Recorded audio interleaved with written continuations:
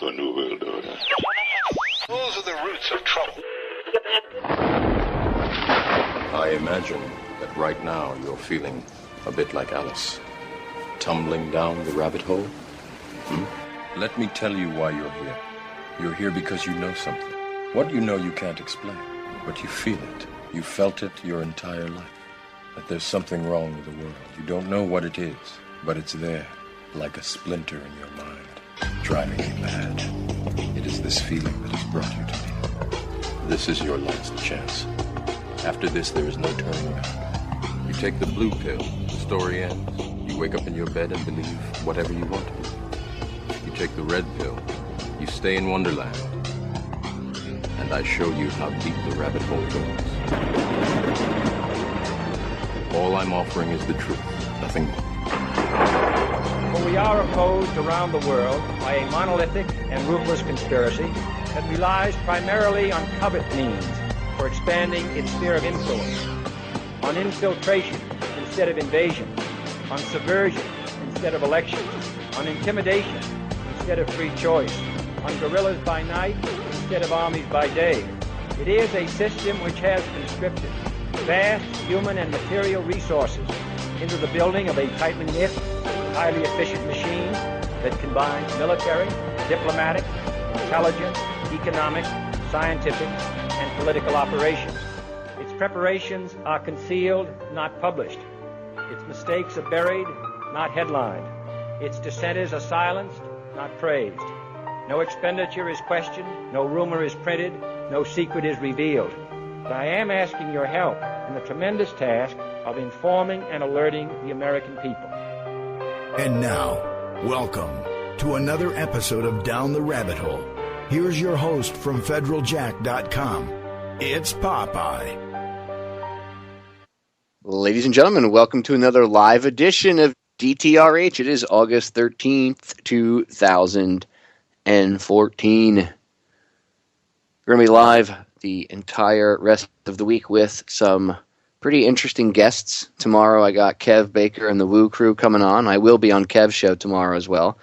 And then on Friday I got Mike Murphy, the filmmaker behind What and Why in the World Are They Spraying, coming on for 2 hours to discuss geoengineering, his film, possible infiltration of the geoengineering community or anti-geoengineering community, and much, much more. So stay tuned for that. But tonight I have a blast from the past, I think I should call it. Two gentlemen, one of them that you guys already know, Mr. Joe Joesph. Joe's always on the broadcast. Yes, he has to settle for us tonight. Yes, but well, Joe is always on, but we have like a blast from the past tonight. A good friend of ours, mutual friend of ours, that we used to do radio with back at another network over at Orion Talk Radio when it was still on air, and we used to do radio together all the time, and we've done a lot of stuff together. And in fact, you've all heard him here on the broadcast actually every night. You just haven't realized that he's the voice behind my intro, where it says, "And now it's Popeye." Our good friend, Mr. Tim Watts. Tim, welcome to the broadcast. Yeah, I thought I was the other guy in that intro, the one that says the Morpheus voice. Yeah. Yeah. How you doing, guys? Tim was actually doing the Lawrence Fishburne impersonation. Yeah. It wasn't actually cut from the movie. That was Tim just doing voiceover. So very, very good, Tim. But no, actually, all kidding aside, thank you very much for the intro. It was such an awesome job that I have never wanted to change it since you helped me make that thing. It was a pleasure. So yes, you've all heard Tim before, and now you get to actually hear his opinions on things. So, gentlemen, I want to pick your brains about the craziness that's going on. The world seems to be. Oh, by the way, I got a name drop here. Go ahead, name drop. Okay, so Pujo just messaged me and said, "Cool." I thought he was going to say, since you're talking about blast from the past, I thought he was going to say Tuscan. No, there will be none of that. There you go. Sorry, it just you were wrong. Yeah, you're wrong, Pujo, and there will be no Tuscaning. You can look it up in the Urban Dictionary. Anyway. Shout out to Dr. Jason. Yes, shout out to Dr. Jason Pujo. Ladies and gentlemen, Dr. Jason Pujo, the most ultimate, awesome, cool dentist ever. Yay! The patriot dentist of death. I mean, of awesomeness. Yes, the Patriot Dentist. Wow, no one's going to want to go to him. You call him the dentist of death. The Patriot Dentist of death. Wait, what? I'm not going to see that dude. You said death. Okay, death and dentistry, dude. I don't know. I know why people are scared of dentists, but yeah, they do not go hand in hand. Don't say death to people. And poor Jason's business is now going to tank because of Joe. So, Jason, if you have any issues, just thank Joe. Yeah, just. If you have any financial woes, just thank Joe for it. Any cancellations tomorrow, all of a sudden, right? It's all Joe's fault. Yeah. See, this is the fun that we used to have back in the day when the three of us would get on air. We'd talk serious subjects, but at least the first few minutes was some fun and jocularity. Oh, the good old times. Jocularity. So, Tim, it's good to hear your voice. Before we forget, because I know I will, plug your radio show, because I know you do your own. You still do your own broadcast. It's once a week, right? Saturdays. Yes, Saturday nights at 9 p.m. Central Time, and it's MadisLRadioshow.com. That's right, and Tim talks about everything. In fact, he just had us two losers on his broadcast. Yeah, that was very much. Yeah. Sorry about that, Timmy. Sinking to new lows for ratings, ladies and gentlemen. Yeah, geez. Yep, and that'll be coming up this week's episode. So yeah, much appreciated, guys. No problem, dude.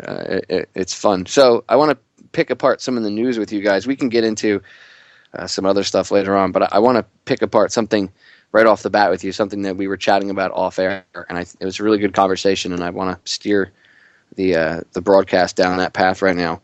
I just want to say that Dr. Pujo's not a death dentist.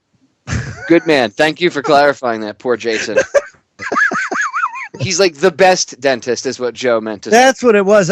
It's my speech impediment. It's Joe's lisp. Pujo's out in the garage right now, throwing the rope over the rafters. He's sharpening his axe. I can hear it grinding now. The sparks flying off it, that foot-powered stone. That's nice. That another nice visual to give to all of Jason's patients. Their dentist sitting at an old-school grinding stone, getting the wheel going with his foot as he's sitting there grinding the. Why do you always got to take it down that road? Well, hey, you're the one that brought it up. If you're going to do it, you got to go the full 9 and go. You got to go all the way. And I have descriptive powers beyond many, which I could put visuals in people's heads. So if you're gonna start it, I'm gonna help finish it. Okay, you ought to know better than to volley me the ball and be like, oh, don't expect Popeye to spike it over the net. I'm enjoying this already. I'm ordering popcorn.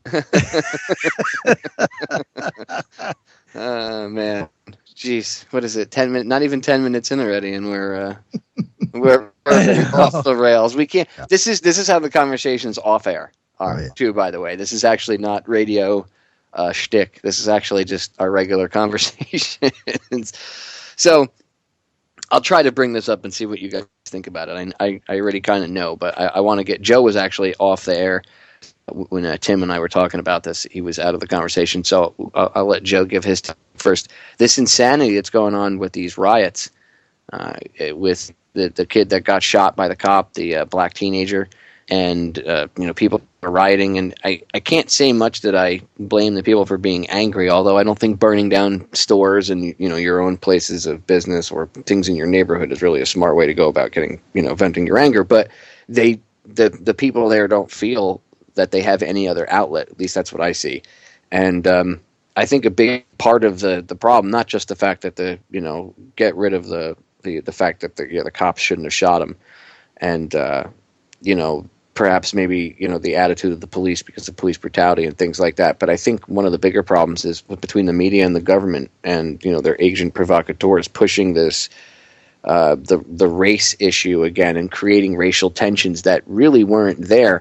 Like Tim, I said to you off air, it's almost like we're being pushed back towards the 50s, with that type of racial tension and like the 60s, where they're trying to push us back. Like all the gains that we've made, they're trying to get us back to where it's, again, white people versus black people, or minorities versus white people, whatever, if they want to bring the Latinos into it too. And they're trying to get everybody to butt heads because that also helps create chaos and dissension and disorder. And then, that gives them multiple excuses to do things like bring in martial law or, FEMA camps or police state. But it also keeps everybody arguing amongst each other while they're doing all their evil deeds. So, yep. Any division they can create, whether it's black and white or whether it's Republican, Democrat, conservative, liberal. I mean, they're shit stirrers, so. But I mean, look at all the shit they're stirring simultaneously today. You know what I mean? It's coming from all sides. That's the difference. It seems like they've really picked up speed as far as what looks to be the collapse of Western society, in some way, shape, or form. Do I mean like total and complete societal collapse? I don't think so, but definitely a drastic change to our way of life. No doubt about it. Yeah, and probably to a point where, we start thinking, gosh, things just got out of hand. It's chaos. We need help. Please protect us, Then they roll out their police state, and they justify it that way. But well, like I was reading to you, here's an article from the St. Louis Dispatch, right? And it says, protesters, police again facing off in Ferguson. That's the city or the area of the city. I guess Ferguson is actually its own city, but it's in St. Louis County. So you have the county police officers and then the regular Ferguson police and then whoever else is out there with the little SWAT team outfits and their military equipment. And it's going through the thing here, and it says the guy, you're going through the accounts from the people and the reporter that was there on the ground, and they're talking about it says a huge man in a muscle t-shirt, jeans, and a Ralph Lauren cap pointed a finger at an officer and warned, "If I'm going to go, I'm taking one of you with me."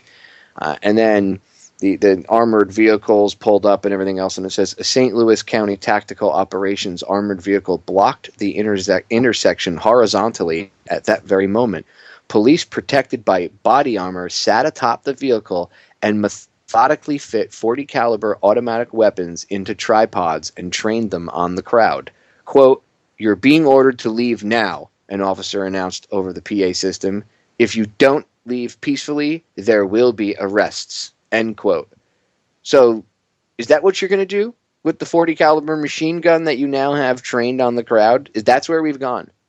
That's where we're at now in 2014, where the cops have fully automatic weapons on top of an armored vehicle, and they're aiming it at civilians, which, by the way, they are too. They're not military, so technically those cops are civilians too. They're aiming it at their fellow citizens, their fellow civilians. Nice. Very nice. I was reading certainly not a way to diffuse a situation, right? Yeah, I've covered this subject at length for the last few weeks, it seems like, and I was reading a piece from a police officer that it was actually a good thing to hear because it was a captain, and he was saying he couldn't believe how far it had gone because it's not the way he would want it in his community, because he wants people to be able to come to him when they need help, and he says that's not the way it is anymore. So people fear us. And that's not the way it should be. So real refreshing to hear from somebody, but wait for that change, wish in one hand and yeah. Yeah, you can wish in one hand and crap in the other and tell me which one weighs more. And my father used to tell me that instead of my mother when I was a kid. But it's almost like it's nice to see that guy say that, and probably as radio hosts and stuff like that, reach out to more people like that, find those guys and, maybe try to highlight them a little more. Sheriff Arpaio has sure got his share of, spotlight for a while, and probably, justly so. He fights a good fight, but you've got so many other people like that we don't even hunt out, that if you could highlight those people and get it out there, that maybe other people would realize that, hey, this is, other cops would maybe hear it and, it would maybe send a better message than what they see right now, Well, I mean, why people don't even try to look at the base problems of this. Why did this even happen? Is it because people say, well, it's just racism because it's a white cop and a black kid. And I'm sure to a certain extent that played into it, but that's not the only thing. That's a symptom of a much larger problem.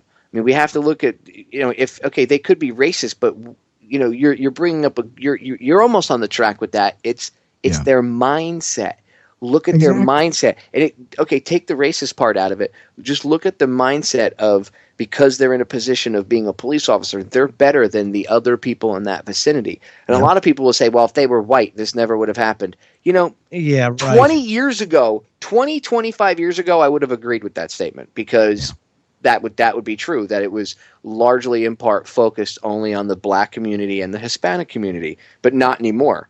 Like Russell Means said, welcome to the reservation. We're all on the reservation now. That's why you see white people getting all pissed off now and suddenly realizing what's going on. And there's very famous, black activists that have come out and said, look, you guys, this is nothing new what you guys are experiencing. You're seeing what we've been going through for 30, 40 years. Now you're going through it yourselves. And that's the truth. There are people that have never been exposed to this level of, tyranny or whatever you want to call it, persecution, and they're not used to it. Now all of a sudden they're like, hey, wait a minute, what the hell's going on? And even if it takes that moment of, I guess, selfishness or whatever to realize there's a much bigger problem, quite often people take a look, they step back and they go, oh my God. And they it's all of a sudden, bing, the light bulb comes on, and they have that moment of realization. And I think that also helps people step out of their racist beliefs when they realize, because sometimes the racist ideology, it's not even racist. It's people are programmed to think that perhaps they're better than another class of humans. And people say, well, that's racism. But even if it's not based on race, say it's based on something else, we're divided on so many levels, right? Like, why are we divided?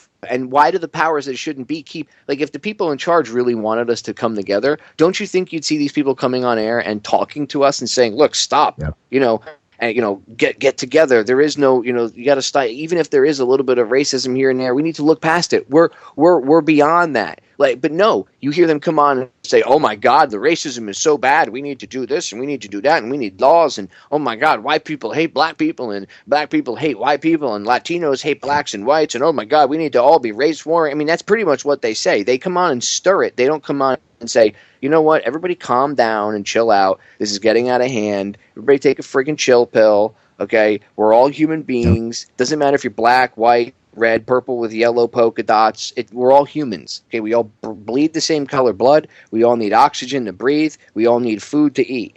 So, and if you have children, I'm sure all of you want to see your progeny carry on and have children of their own and do better and live a better life than you did. That's usually the basic basis that when people have children, they want to see their kids, do better than them, and they yearn for their children to have a better life. Okay, so if everybody can have those basic same principles across the globe, then why can't we get along? Why? Because God's a real estate agent? Really? Because he gave somebody one piece of land over the other? I mean, this is all just total bullshit. We argue and we allow ourselves to be divided for the stupidest of reasons. And that's why humans are so easily controlled. Thoughts? Your point about the Missouri stuff going on right now, they seem to make a big deal in the media, about the black-white thing, because we've got cops, we got white cops killing white kids all the time.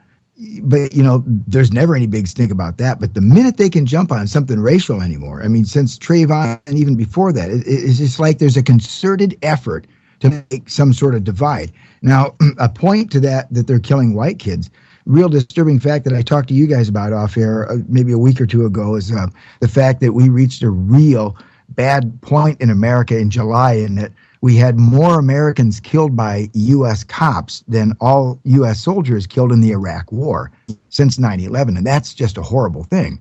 So when you realize that, you think, God, there's a lot of white kids getting killed in there too, but nobody makes a big stink about that. But the minute it's black and white, well, then it gets out of control. Well, because the media, and not that it's not a bad thing, but I'm saying the media uses it to stir tensions and technically they've created a lot of the tension that's already there. And so as the government, they haven't tried to diffuse it. They come out and they actually stir it up even more. And then they put Al Sharpton on there and they glorify him and give him his own show. And then he comes on and he's a stirrer too. And look who his handler is, Mr. CFR Jesse Jackson. Absolutely. The last man to be talking to Martin Luther King Jr. as he got shot in the face. Mm-hmm. And let's be clear, since you had people like him and they killed him, all the rest of these leaders over the years, they've been, all the good guys got run out, all the good quality leaders in the black community. And then the FBI made sure that, and the FBI really, and people are like, oh, they're cops. No, they really should be called the Federal Bureau of Intimidation. They're just federal thugs with badges. And they along with other people did their best to, keep the black community, the black culture, whatever, subverted, because they didn't want a strong, independent individual, free-thinking, someone as smart and as powerful as Martin Luther King Jr. They couldn't have him coming out there. They needed to keep the black community under control for whatever reason that they felt. And this is just from my own research I've seen. You look into when you look at even all the old Roundup plans, like Rex 84 and all the martial law stuff going back to like the 60s. Yeah. And the 50s, the first people they were going to round up, Tim, were all the black people. Yeah. So, there is some inherent, whether it's racist based, whether they fear them because maybe they feel that there's some sort of physical superiority. I don't know. I'm not in their heads. But I do know from my own research that it shows that, yes, the black community has been subverted in a large part. Yeah. And it doesn't mean that people don't need to take personal responsibility for their actions. They do.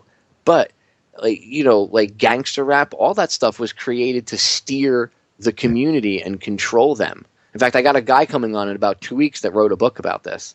And he shows throughout the book, the attack on all of it, from Martin Luther King Jr. all the way up to like Tupac Shakur. Why?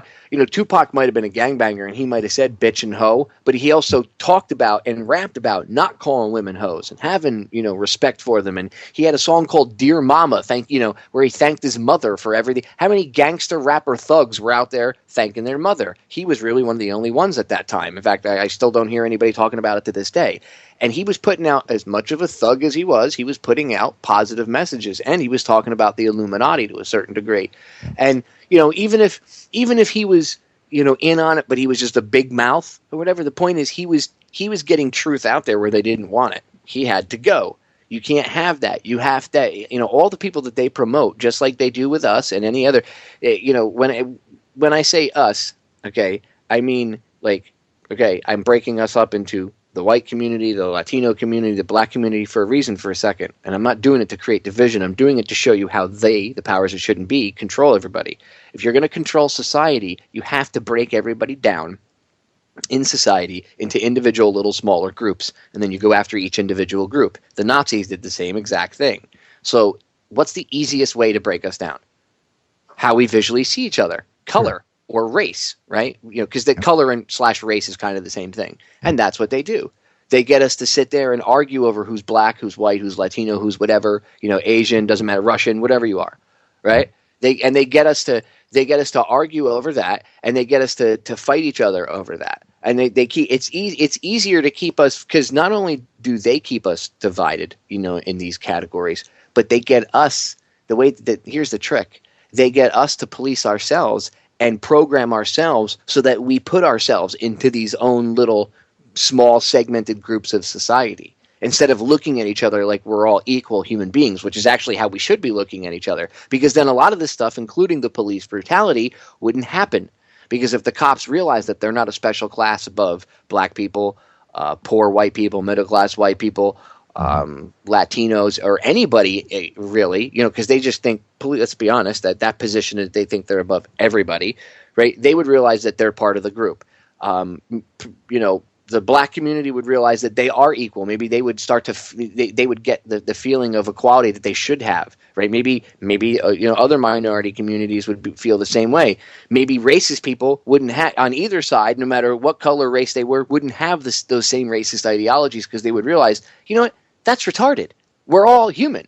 How about there's one race, the human race? End of story. And then, that's a huge step in the evolutionary thinking of man, and they can't have that. The powers that shouldn't be do not want that, because if mankind did that, their method of control would be over. They would become irrelevant. That's why they have us arguing. What do you think it would take, though, to get that kind of awakening to occur, to where people would not focus on the color or all of the divisive things that are out in society? What do you think? It takes doing what we're doing now, partially. I mean, we have to, first of all, we have to be, I think one of the biggest problems is the political correctness of people being afraid to have this conversation. They don't even want to talk about it. Oh, we might offend black people. Why? I'm not offending anybody. Who are you going to, we might offend Latinos. How? Well, we might offend the middle and lower class white people. What the hell is wrong with you people? Like, everybody's so politically correct and afraid to offend everybody. Guess what? Just like, I got to give credit to Kokesh for this. He's got a t-shirt that says getting offended is bullshit. He's right. Okay? He seriously. I get offended because you said something that hurt my feelings. Stop. The real world doesn't. The real world doesn't stop if you get offended. Let me ask you a question. If a lion is chasing you down, does it offend you that it wants to kill you? I'm pretty offended. I take it pretty personal. The thing wants to kill me. Am I going to stop and look at the lion and go, I'm taking it offensively that you want to kill me? No, because it would jump on me and kill me. Duh. I mean, don't stop taking offense to every little thing. Seriously. You're somewhat touchy in this country, aren't we? Well, we're just a bunch of politically correct. You know what the problem is? Political correctness was brought in when I was like a teenager in the 90s, when I was in my late teens. And ever since then, it's been drilled home that, if you don't talk politically correct, you're going to offend somebody or hurt someone's feelings. If everybody would just drop that and allow themselves to have a real conversation, don't be a douche during the conversation, but have a real logic-filled conversation like we're having here. I mean, the free flow of information would pick up, bam, snap of the fingers. But again, the powers that shouldn't be don't want that, so they control the way people think to control the narratives that they have with one another and the conversations they have. Well, division's always been their game, I mean, just like you said, race. Yeah, you got race, religion, and politics. Those have been the big three for them, over the years. And when it comes to the blacks, Malcolm X, Medgar Evers, and Martin Luther King Jr. And then after that, they control the message, with Jesse Jackson. I agree. I'm going to cut us off, Tim, because the break's sneaking up. We are back, ladies and gentlemen. So when we got interrupted by the quick break there, we were talking about political correctness, and political correctness run rampant here in America. And that's really one of our biggest problems. And it's not the only problem. You can't blame it totally on that. And you can't say, it's the liberals. A lot of people would want to just quickly blame. Yeah, that's all societal programming, Well, exactly. So is PC, that's what it's all about. Well, that's what I'm saying. That thinking is the same thinking of programming. We have to learn to step out of all of that. And first of all, Thomas Jefferson was a true liberal, and the quote-unquote liberals of today would make him, he's probably rolling in his grave seeing what they did with the actual word liberal, okay? But liberal actually, liberals were actually people that were about liberty and freedom, and that's been quite perverted. But oh, come on. Well, I know, I happen to know history, sorry. Because I actually read books, Woo, kooky concept, you read? What? Reading is fun and mental. Remember the old reading is fundamental? You just liked LeVar Burton and reading Rainbow. You know it. Yeah, there you go. Wasn't he Geordie? Yep, that was Geordie, yeah. Only someone who's had kids would know about reading Rainbow. Thank you, Joe. I now have that song stuck in the back of my head, by the way. Thank you. You should. And of course, what's the other one, Joe? SpongeBob. No, thank God I don't have that thing. Well, no, I worked at a place that used to play that nonstop for like 3 months during the Christmas season when I was younger, and we mysteriously the soundtrack CD that we had to play disappeared one day. Nobody could find it. It was amazing because we all had mutiny. The store employees were like, "We're not listening to this anymore. Like, we're gonna kill somebody, and it's not gonna be ourselves. Okay, we're gonna snap. We need to turn this crap off." So PC-ness, politically correctness gone out of control. Timmy, you're a radio professional, long time. You did radio like in the industry, like the real radio industry, not just this new alternative industry, but you actually did radio on FM and AM and stuff. Would you say that in the past even 20 years, but let's say even going back further, 30 years till now, like radio industry wise, do you see even the political correctness seeping into talk radio and stuff? I mean, I do. I see people getting fired for breathing in the wrong direction. Even if they do something stupid, you see hosts getting fired for stuff that I don't think 20 years ago they would have gotten fired for. I think there wouldn't have been such a call for them to get fired. Now you breathe in the wrong direction and people are getting canned. No, absolutely. And one of my favorite examples is my dear friend Bill Kelly, who just passed away this last year. He was working at Clear Channel. And when all of that crap was going on with the Iraq War and with the Dixie Chicks and everything, there was a memo that came down from Clear Channel that you say anything, anti-American, anything, war, well, that was going to put your job in jeopardy. And so, how many stations does Clear Channel on? Half the goddamn radio spectrum in this country. So, yeah, there is a lot of coercion, definitely, that comes from the top. And I've seen it change, over the years. It's incredible, and that political correctness is just watering down the issues. It's like, oh, you can't talk about this or that. It's like, really? How are you going to have a dialogue now? Everything's got to be, spot on, perfectly punctuated I's and crossed T's and dotted I's, whatever. Yeah. Political correctness. That's exactly it. But you just hit the nail on the head. You can't have a dialogue. You can't have a dialogue. Well, they make it awkward for you, But what's the most important thing in anything?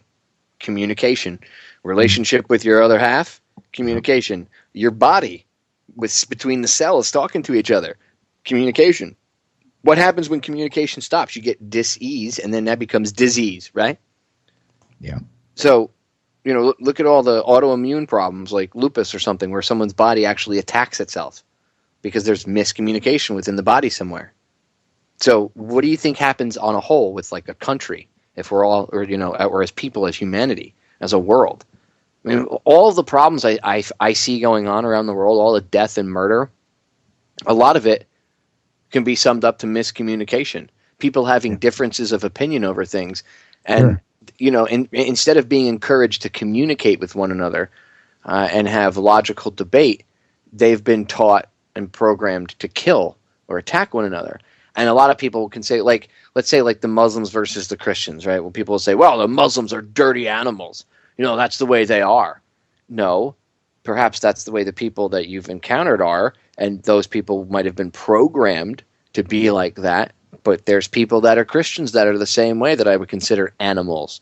Okay? So yeah, dude. Like everybody needs to like realize that I don't know. I don't think it's a religious thing at all. I think everybody, as humanity as a whole, needs to put all the religious crap to the side, all the political crap to the side, and realize that's all secondary divisive garbage. Okay, not that you can't believe in your religion. I'm not bashing your religion, but don't allow it. If your religion divides you from other people, like if you go into a religion and one of the first rules of your religion is like you shouldn't hang out with so and so, so and so, and so and so. You need to repent if you're not a Christian. Blah, blah, blah, blah, blah. Well, and it's like that with all these religions. That's why I don't like any mainstream religion, whether it's Christianity, mainstream, Judaism, Islam, Buddhism, any of them, because it's like there's always caveats of who you can and can't talk to or hang out with. Right. Well, whether it's politics or religion, back to everything you've been talking about, it's control the message, Everything is control the message. Yep. And they've learned that from day one, And again, back to what I was talking about before the break, when they got rid of Malcolm X and Medgar Evers and Martin Luther King Jr. And then, of course, you've got Mr. CFR, as you mentioned, Popeye, Jesse Jackson, who now becomes the head of the black movement. It's like they're controlling the message. And yeah, everything is about. And of course, that's why we got all these fights and this division, because everybody has their own idea of what, is happening, but they don't really have the whole picture because, again, they control the message. They control everything. Well, exactly. And like we can use the debate with like religion, right? For an example, like people will get whatever religion it is, they'll get people so caught up in that religion that they get them to believe that anybody outside of that religion is, a non-believer. Well, there's a label for you right there. Now you've been put in a box, and it doesn't matter what you do. You could save the world, from an asteroid coming and destroying and wiping out life. You'll still be labeled a quote-unquote non-believer because maybe you don't believe in what those people believe in. If everybody could just realize that for a second, that at a base level, doesn't matter who you believe in your God. Look, we can all agree that there's some sort of creative force. We can't agree on who he is, what his name is, or actually he. Listen to me, I'm anthropomorphizing it, right? We can't agree on what it is, whether it's a he or she or it or, it's an alien or it's not, or some dude in a robe with bunch of stone tablets, or some guy wearing a dressed up with a friggin' whatever on his head, a turban on his head. That doesn't matter, right? We can't, or maybe the fat Buddha. We can't really decide on what it is, but we can all agree that there is something out there that created all of us, and we are all connected to it, right? Well, yeah, sure. Then why are we killing each other trying to prove whose version of this very same thing is better? Yeah. If we all agree that there's something out there, that some force, some energy that our life force, our soul comes from. Well, and let me say this too, that there's a real arrogance there when you think about it, that everybody else knows what's best for everyone else. And whether it be religion or politics or business or anything you go into, you're always judged. And it's a shame, on Facebook. I've been talking with an old listener of ours, and I'll tell you, it's amazing how controlled people really are, and they'll call me that I'm not a Christian. Well, I'm not. You're right. That's not to say I don't believe in God, because I do, but I don't label myself anything, like Chris Geo. He recently did a show on Luciferianism and what that is, right? But again, it's a label. And what do labels do? Labels put you in a box, and it forms a bias, and it forms these little cliques and clubs, if you will, that if you don't believe and you're not part of the club, well, that it's totally divisive, when really we should, you said it best. We should agree on the fundamental things that, like, okay, yeah, you know what? There's a God, creative force, universe, whatever you call it. No one knows the whole truth. No one. So if we don't know the whole truth, then can't we at least agree, like you say, Popeye, at a base level? I don't see a problem with that. But a lot of people do. A lot of people have a problem with that. And it's a shame, because until we can overcome the I know what's best for you mentality, we're going to be stuck in this vicious cycle.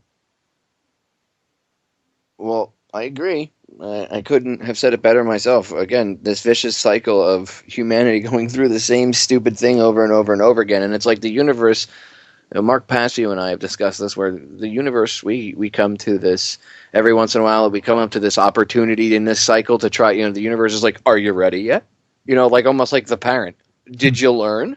Did you learn your lesson? Did your brain pick up and analyze the situation and realize what was good about it, what was bad about it, what went wrong? And you like Kennedy said, an error only becomes a mistake when you refuse to correct it. Well, did you learn from your mistake, right?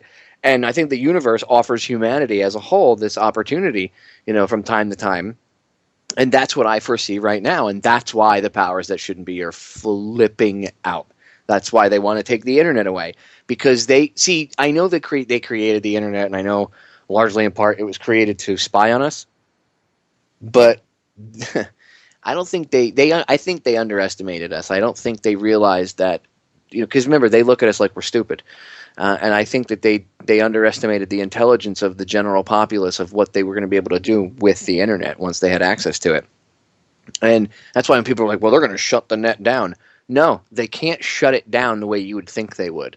They might cut off access to certain websites based on criteria, sure, but they won't shut the net down. They can't. Their banks and everything are so interwoven into this system now. If they shut it down, it would literally kill any of their financial machine. It would literally like be putting a knife to its heart. So if they did that, then there has to be something way more sinister at play.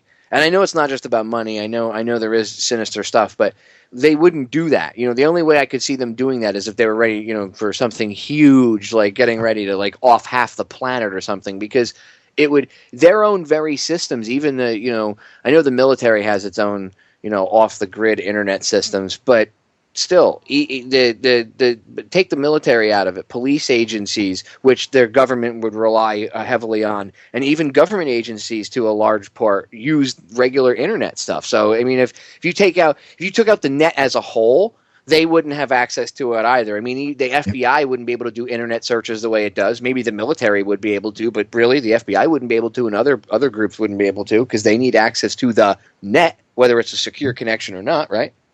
Yep. I just talked about this last week, and it's, they're capitalists, and they got a pretty damn good game going right now. So, it's like you said, other than the big event, they really want to get rid of, a lot of people with, a virus or something like that. They just as soon see this game go on. It's been pretty freaking lucrative for them. So, I don't think that, people necessarily have to keep looking for tanks all the time on the streets and soldiers on the street corner, stuff like that. That stuff's already been put in place, and they roll it out every once in a while like they did in Boston and not like they're doing down in Missouri. But don't think the police state is coming, folks. It's here already. All that kind of stuff's already been set up. And, well, anyway. No, that's well said, Tim. I agree. Like you're looking for it to come, and it's already behind you. Yeah. I mean, like the quote from the article: the cops methodically mounted 40 caliber machine guns on tripods on the roofs of these Bearcats.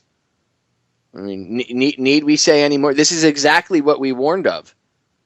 10 years ago, if you had been told that the cops would be driving around in armored vehicles with fully automatic weapons on the roofs, you'd be like, get the hell out of here. Cops, just most of them still have shotguns in their cars, and that's it. Now fast forward to where we are today. Yep. Pretty scary state right now. Very scary, when you see all that armament that's out there. And then, of course, when you take into account the mentality of some of the guys that are behind some of that armament. And I don't want to paint a broad brush on all police officers, but, I talked about this also, about the kind of, people that gravitate towards being police officers. And you've got people that want to actually protect and serve. And then you've got other people that, maybe were the big bully in high school or something like that. Or maybe they got bullied, whatever. And it's time to kick some ass for them, I don't know. You've got different factions of people, that want to get in there. It's not like a fireman who wants to actually help, It's like, I don't want to be a big broad brush. I think you got some that do, but then again, you've got some real thugs. It's like, really? I got to carry a gun and I got to kick some ass and I get paid too? Sign me up. Yeah, I don't know. It's just very sad. And those are the guys we got to weed out right now. It's like, will departments do it? I don't know. Only if we get there and say something.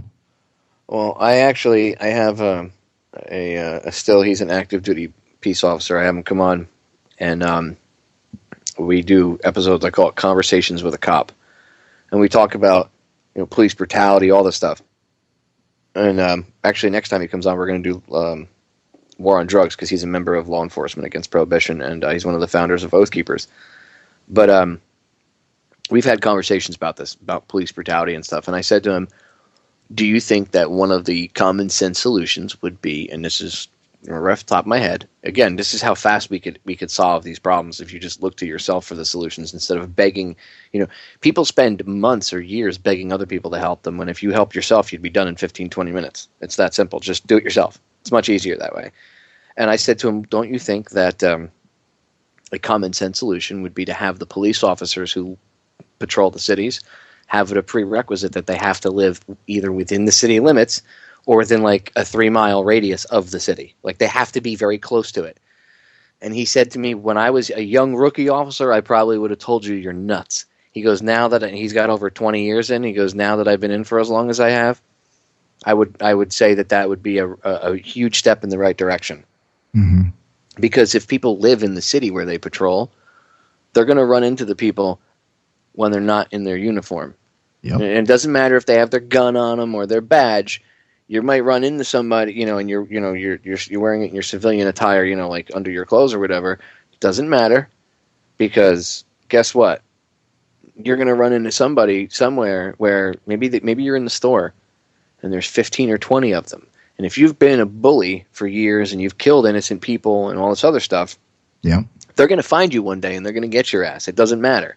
Okay, you will eventually be. They if there's a wild dog and the state won't take care of it, the residents will take care of the wild dog. And I'm not saying I agree with it or disagree with it, I'll remain neutral. I'm smart on that issue. But I'll just say that that's the way it works, okay? And whether you like it or not, that's going to happen. And first of all, they know this, okay? That's one of the reasons they don't want, they know cops could never live in the city they patrol. It'd be dangerous for them. Well, if they weren't dicks, they wouldn't have that danger. You see, change the scenario where they're a good cop. They do like the old beat cops used to, and they walk the beat, they talk to people, they know people. Then what would happen? Then if they run into somebody off duty, hey, officer so-and-so, how's it going? Hey, John, how's it going? But they shoot up they strike up a conversation and they start talking. Maybe they have lunch or something together. Maybe the guy buys the cops lunch. Maybe they're standing in line at the deli and the guy says, let me buy him his lunch, please. This guy's a great police officer. He does a great job. Thank you so much for what you do, officer. Oh, thank you very much, blah, blah, blah, blah. And the officer walks out. I'm not saying all cops are good. You will get people that will, want to go to that position too because they want to be bullies or thugs. But I think if you used a more common sense approach like that, if they lived in the area they patrolled and they had to see these people all the time, I think they'd be less inclined to do the things they do. And I'm not saying that it would stop all of the cases, but it's a step in the right direction because you have a lot of people that live 30, 40 miles away. Yep. So they're driving into work mentally prepping themselves to be jackboot thug, and then on the way home they can decompress and unplug. Yep. You know what I mean? And I think it's wrong because then it allows them to be, show no mercy to people, and you're not really there to protect and serve. Well, at least the people anyway. You're there to protect and serve the corporate masters. So, yep, that's a good point. And I think people, there's a great film out. I know I pointed it to you guys from what's his name, Charles Shaw, film director, and he's got a YouTube video up. You folks can look it up. It's called Release Us. It's about 10 minutes long, I think, maybe 11 minutes long, but it's like just graphic police brutality where they'll say, come out with your hands in the air, and this black kid will step out, just like he was told with his hands in the air, and next thing you know, blam, blam, blam, blam, they just blow him away. And it's like 10 minutes of this. And you watch it, and you're just sickened. And, if you don't think we have a problem in this country, and now these type of people have military hardware, and, they've got Kevlar and stuff. So this conversation needs to be started now, and I implore all people, go to your local police department, sit down with your captain, show them that film and say, what do you think about this? And if they laugh or they scoff at you, well, then you've got a problem. And now is the time for you to take action and not wait for them to be coming in, with the riot gear, a year from now, coming across your city. Find out if you've got a problem there. If you've got an officer like this one I was talking about earlier that thinks it's deplorable that police officers act like this, well, good for you. But if you find out you got a guy that says, it's no big deal, well, all right, there's someone you need to get rid of, folks. And you have that power because we're all taxpayers. We pay the bill. You've got a receipt. It's your taxes. So, hey, take part in the effort. Get rid of police, and unless you want to wait till the last minute, get rid of the bad ones, encourage the good ones, to ferret out the bad ones. But it's become somewhat of a fraternity, I think, guys. Well, then you have the police unions, too. Yeah, there you go. You've got to deal with that. But that's one of the biggest problems because they come right out and look, the magic words are this. Officer, how did you feel during the situation? Oh, I felt threatened. Yeah, exactly. I felt threatened and I felt in fear of my life. Yeah. That's their get out of jail free card.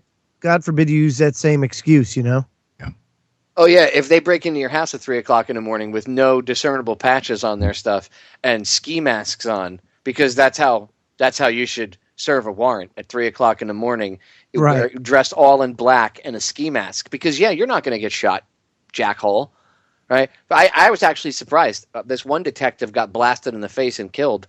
They were breaking in on a warrant at like 3 or 4 in the morning, and they broke in the guy's bedroom window. And they were dressed all in black and ski masks, and they didn't identify themselves as cops until after the guy blasted the one cop in the face. Yep. And they were like, no, we identified ourselves before. And then they were forced to admit later that they didn't. Yeah. And what happened? The guy got cleared. And people were like, that's insane. He's a cop killer. No, the cop killed himself. He chose to break into that individual's house at 3 o'clock in the morning wearing a ski mask. Take your emotion out of it for a second. take your irrational emotional reaction out of it for a second, okay? And think, if someone broke in your house at 3 o'clock in the morning wearing a ski mask, would you go, excuse me, are you a police officer? And what do you do if the guy goes, why, yes, I am? Oh, well, that makes this all the better. Yeah. I mean, really? Like, how do you know the guy's not lying? I could buy patches online. Anybody could that say police on them. Yeah. How do I know you're not coming? Like, this is why the whole no-knock warrant thing is asinine and doesn't work, and it makes no sense. Yet when you bring it up that it should be changed, people are like, no, because if you change it, well, then this is usually the police. Well, then suspects will be able to flush drugs down the toilet. Yeah, like that's a big issue, really. So flushing, quote-unquote, evidence down the toilet is worth kicking in someone's door, killing their dog, and killing them in their house at 3 o'clock in the morning when you can't just knock on the door?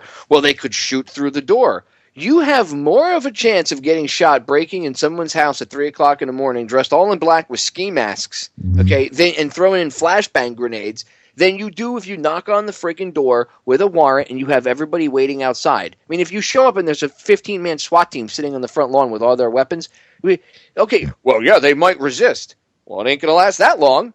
And it's going to go a lot better than it would if you break into the guy's house. I'm telling you, more often than not, you'll be able to solve the issues. Then again, they also use the SWAT teams now for, in one case, what was it, an overdue library book? And they SWAT team the guy? Everything. We've gone from 3,000 SWAT team raids a year, and they say conservatively, 50,000 a year now. And some people put that figure at 80,000. Roughly that's an incredible number. 80,000 SWAT team, kick your door down, shoot your dog type raids. In America, in the land of the free. That's just incredibly crazy. Just where this is going. And again, to that earlier point that I was mentioning, 5,000 Americans killed since 9/11 at the hand of a police officer, which now exceeds the number of all U.S. soldiers killed in the Iraq War. The number of U.S. soldiers was like roughly 4,800, and you've got over 5,000, at least at the start of the midpoint of July, killed by police officers. Incredible. And, here's the other thing. You guys, we all know, this fake bullshit war on terror they've got right now, and our actual odds of getting killed by a terrorist, your odds are greater of getting hurt in a bathtub accident, than getting hurt by a terrorist. But the thing is, since we've mechanized our military with the 1033 program, and I actually broke that down, it goes back to George H.W. Bush, the 1208 program, which went to the 1122 program, and then now this 1033 program. But it all started with H.W. And then Slick Willie, he had his hand in it. But through all of this, and the statistics that I just mentioned about, terrorism and us, all of you, folks, any of you in the audience, your chances of getting hurt, your chances right now are 29 times more likely to be killed by a cop than by a terrorist. So what should the war be on? Police brutality, perhaps? But no, that makes no sense. Let's give them more power, more weapons. Nobody should have guns or body armor but them. Oh, I love that. More coming up. Stay tuned. 3 short minutes. Don't go anywhere. Ladies and gentlemen, we are back with hour number 2 here on tonight's live edition of Down the Rabbit Hole. I am your host, Popeye from FederalJack.com. Hanging with me for the second hour is my good friend from Mad as Hell Radio. And Tim, what is it? MadAsHellRadio.com? MadAsHellRadioshow.com. Oh, that's right. MadAsHellRadioshow.com. Check his radio show out. Tim's a good friend of mine. And if you don't recognize his voice, which you all should, he is the voice of my intro. Timmy helped me create that intro probably about 2.5, 3 years ago now. And he did such a magnanimous job. It's actually my favorite intro I've ever had. And I don't want to change it because I like it that much. So thank you again, Tim, for that. So we lost Joe. He bailed on us. Joe had to go to sleep. He had to get some sleepy time. Now, Joe's been working hard, so I won't bust his chops. Thank you for coming on and hanging out with us for the first hour there, Mr. Joesph, and have a good night's rest there, brother. So, Tim, getting back into it, we were discussing in hour 1, when we got cut off by the break there, you were bringing up the statistics of people being killed in police incidents versus people killed in the war on terror. And I even believe that, I know by now, a while ago, it even surpassed, obviously, but for the listeners, I'll throw this out there in case you don't realize, the amount of people that were killed on 9/11 by terrorists themselves. Yep. So makes you wonder who are the real terrorists that are killing people in this country. But anyway, I digress. What were those numbers again, Tim? And is the media even presenting them? Because you're only going to get them in places like this, folks. But yeah, as of mid-July, over 5,000 U.S. citizens killed at the hands of a police officer, when we only had like 4,800 U.S. soldiers killed in the entire Iraq war. So that's a really damning indictment on where this country is going since 9/11. And then the other thing we were talking about is your chances of actually getting killed or hurt by a terrorist are diminutive. They're infinitesimally small. But yet at the same time, since this police state has been enacted here in the United States, your chances of being killed by a cop have increased 29 times more likely than by a terrorist. So those are really, startling statistics, since 9/11. And they're facts, folks. And it, again, Popeye, is because of this 1033 program, which is the way they mechanized the U.S. law enforcement. They started giving them all these tanks and all this armament. And originally they started selling it, and I think somewhere along the line they realized there was a problem with that. So now what they do is they give it out. It's like a loan or a lease. But there's a danger with that, too, because it's almost like, well, use it or lose it, Are you going to use that stuff? Haven't used that in 3 years. We gave you that Humvee. We gave you that, armored personnel carrier. So I don't know. There's a danger there when the federal law enforcement still controls it and they lease it out. That's kind of the way it goes now.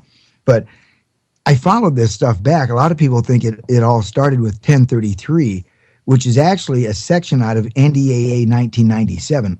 Matter of fact, all of this stuff is all from NDAA. Everything I'm going to mention is. But from the 1033 program, which was part of NDAA 1997, that's what started all this mechanizing of our local law enforcement. I found out there were predecessors. And as I mentioned before the break, it goes all the way back to none other than H.W. Bush, Dr. Evil himself, who in 1991, in NDAA 1991, and that was Section 1208, that's when they started giving out all this military equipment to, at the time, it was the states and no local law enforcement at that time. But it was just getting it out of the federal purview and getting it into the states. And then I think it was in 1994, I believe that was, I hope I don't get the date wrong, that's when Clinton came along with his 1122 program.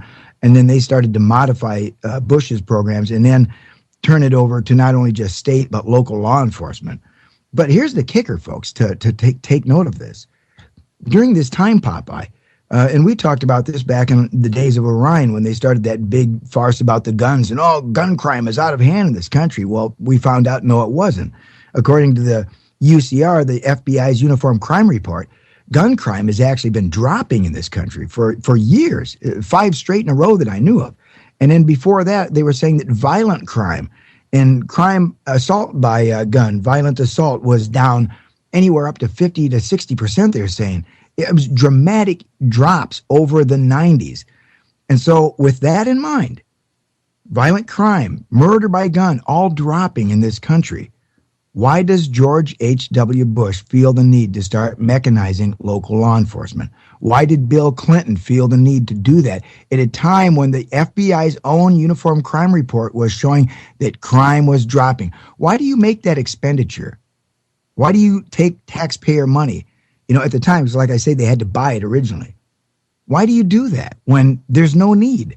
So it shows that there was an agenda somewhere along the line when they started this under H.W. Bush and then under Slick Willie. So, again, something to take note of, folks. Why did they do that? Well, because they were obviously building a police state. It's got nothing to do. I mean, if you look at the statistics, like the gun crime statistics. First of all, they skewer the statistics to the number of quote unquote gun crimes that they that they give you. They often include, depending on who's giving you the number, especially like the anti-gun lobby, they usually include police shootings in there. But they don't. There's not a breakdown of what Yep. This many shootings, this many shootings. No. It's all just, look how many people were killed by guns. But like half of that is police-involved shootings. Yeah. And the other thing that I found out when I did that study was that the government keeps two sets of statistics on gun crime. And the one, the most heinous, is the BJS, the Bureau of Justice. Is it Bureau of Justice Statistics? I think that's what it was. But what they do that's so wrong is they combine violent crime, which is assault with a weapon, with nonviolent crime, which is assault without a weapon. And so you get wholly disingenuous figures now. Now, of course, if somebody slaps someone, well, that's assault. That's being lumped in under their statistics with violent crime. And that's just freaking insanity. That's comparing apples and oranges. But what the FBI does, they just, look at aggravated assault with a weapon with their UCR report. So you get a much better, indication. That's the Bible. But yet when the media wanted to come out and do this whole gunplay thing, they went and looked at the BJS statistics, which is totally a false figure on gun crime. Again, Popeye, we got 310 million people in this country, and the deaths, the last time I looked a couple of years ago, we had roughly 8,000. I mean, let's average it up, 9,000 out of 310 million, a 9-figure number versus a 4-figure number. I'll take those odds any day. Yeah, and they don't also tell you that, one of the reasons that the crime rate has dropped and things like that. I mean, the crime rate overall has dropped, but even, gun crimes have dropped because a lot of states have gone to concealed carry. Yeah. And people don't know who's packing anymore. Yep. I mean, straight up, down here in Florida, they went to concealed carry and the crime rate dropped drastically because now muggers didn't know if that little old lady was packing a .357 in her purse. Yep. And, nothing for nothing, but most of the people that get capped down here, when it's a self-defense situation, quite often, I would say at least 50% of the time, if not more, it's older people that they tried mugging them, and the older person had a concealed carry, and and they had their weapon on them, and they capped them because old people are like, "Look, I'm already near my deathbed, and I don't got time for messing around." My dad's 72 years old, and I know he carries. And he's got the concealed carry, and he's allowed to. And I've said to him, if you got mugged, I'm younger. I might try to use my fist first and knock people out. I've always been first, and oh, you want to fight? Cool. I'm not afraid to knock you out. But my father's 72. He's got diabetes. He's got some other health issues. He's an old, he's getting older. He's a disabled vet.